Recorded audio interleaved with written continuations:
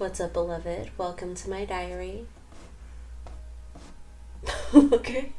My name is Tommy. Here we talk about whatever I want to, and today might be a little embarrassing for me, but it's also kind of just something I've dealt with for long enough that it's not really that embarrassing to me anymore.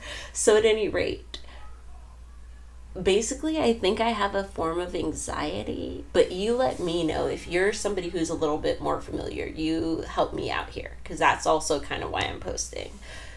So, at any rate, basically, but I'm also posting because I had a revelation. Okay, so I've been taking note. A couple years ago, basically a year and a half, a year ago, I realized that I do this thing where I just like disassociate for weeks at a time. Meaning, I basically do the bare minimum. Meaning, I basically just take care of my kids and my household at that time. I don't respond to messages. I don't respond to emails. I don't make posts on social media. And the beginning of me realizing that is kind of part of the start of my diary. If you'll notice, my first intro video was like a year before I made my first post. And that's because I went through almost a year of just that disassociating, couldn't do nothing, say nothing. And so I made a first video just to post it, just to make something, some kind of content. And it was awful. But it boosted me into being able to make more content and more. And so that I was able to actually create something during those moments. So I don't typically still go through those couple of weeks, but I do still go through those couple of weeks. Last week I went through one of those weeks, but it was very weird and different because I realized how bizarre it really was.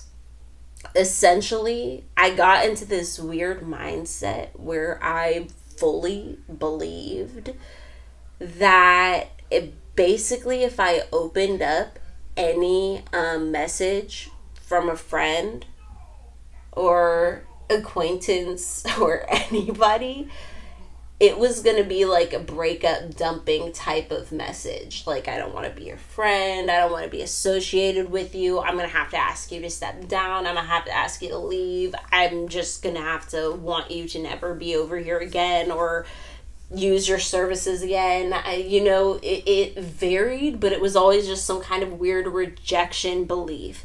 And it was based on nothing. There's never been a time where I have there's no offense. There's no, it would be kind of frivolous to break things off, but yet and still they did a huge dramatic breakup. That's not a thing that's ever actually happened. And so, at any rate, yesterday morning, I believe it was, I opened up one of the messages and literally played the fucking voicemail, and she was just like, I lost my tablet. Can you share the files that I shared with you from that tab? Just something so basic. And when I read it, at first, when I heard it, the voice message, at first I was relieved. But then I just felt so stupid because I was like, why didn't I open this 3 days ago when she sent it in the midst of this weird mental spiral downward that I just had? There's no real logical reason why. I fully believed that not just that one, but that one in particular, I don't know, I did have a lot of anxiety about, but it was not just that one. I ignored a plethora of messages, and then as I ignored them, worried more that another message would come that also, or if that first one didn't say they were sick of my shit, after I ignored the message, surely they were sick of my shit. And it was just like, what the fuck, dude?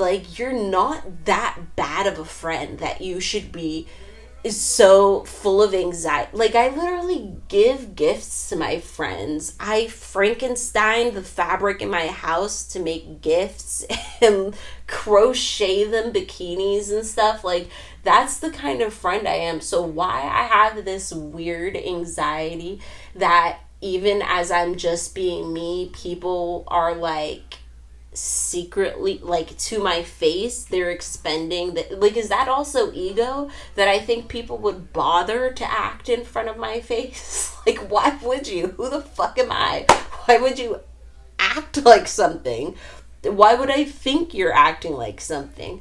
But it's not when they're in front of me. When people are in front of me, I don't think this way. It's, maybe it's being alone often, because long before quarantine and corona, like, I've been alone with the twins since they just turned 5, y'all. And since a little prior to the twins, because I remember the back end of my pregnancy, even while we were van dwelling, I didn't want to see nobody, hear nothing, do nothing.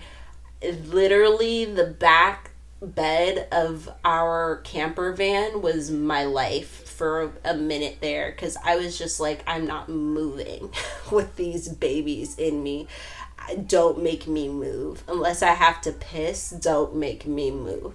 But I thought I was going to go, I thought I was going to move past that, but I think I did it prior, but I just didn't realize, because I was so energetic and curious about things in my early 20s and eager to prove myself. But the less I've become eager to prove myself as I've become older, because I'm like, I've put in a lot of that work. So what am I going to prove? But still, I think maybe there's a part of me that's like, you haven't proven yourself a good enough friend, or a reliable enough ally, or a good enough, ear or listener, even after all you've tried to put into that. So anyway, like, I really did think that, you guys. I really did, fam. Like, ladies and gents, I really did think that. And ladies and gents, and anybody in between, should I say. But I really did think, like, don't even look at it, because you don't want to see the bad news.